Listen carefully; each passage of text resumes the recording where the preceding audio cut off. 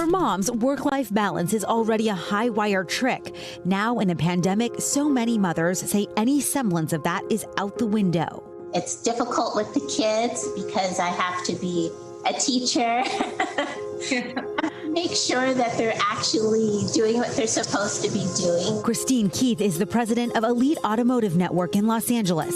She manages 7 employees while juggling her 2 kids and her elderly father. I set aside a time where I have to stop and spend time with my kids because I could literally work from 6 to 9 o'clock at night nonstop. While her husband helps with the kids as they both work from home, the kids come to mom first when they need something. If they need help, they come to me. It's just the way my household is set up. With many schools nationwide announcing they're going entirely virtual this fall, the disruption for millions of working parents, especially moms, is only going to become more impossible. Poorly. That's how they're faring, is poorly. Federal data shows women are leaving the workforce faster than men in this pandemic. In March, the number of women working or looking for work dropped by more than 2%. Leaving, taking a break, or even adjusting your hours can be devastating for a woman's earning power.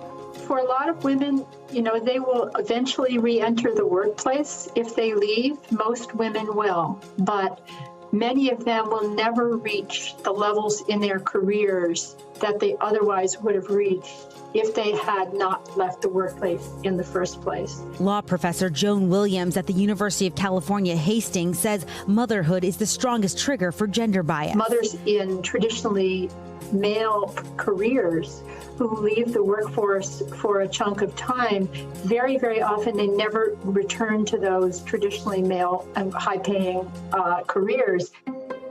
The pandemic's negative impact on single mothers and mothers of color is even worse.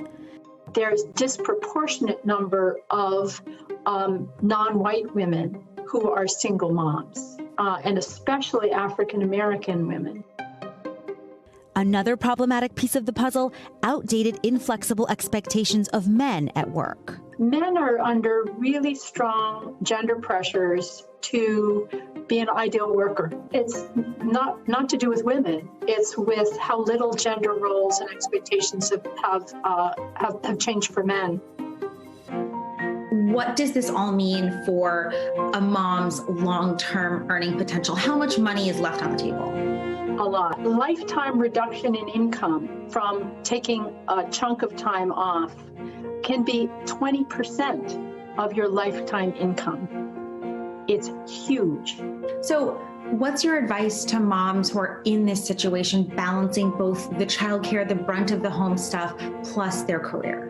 It's really important, although it's so difficult when we're all feeling so embattled, to fight those battles, to split things up more equally. And it's something that you're doing not out of your own narcissism, it's to ensure your children's economic future.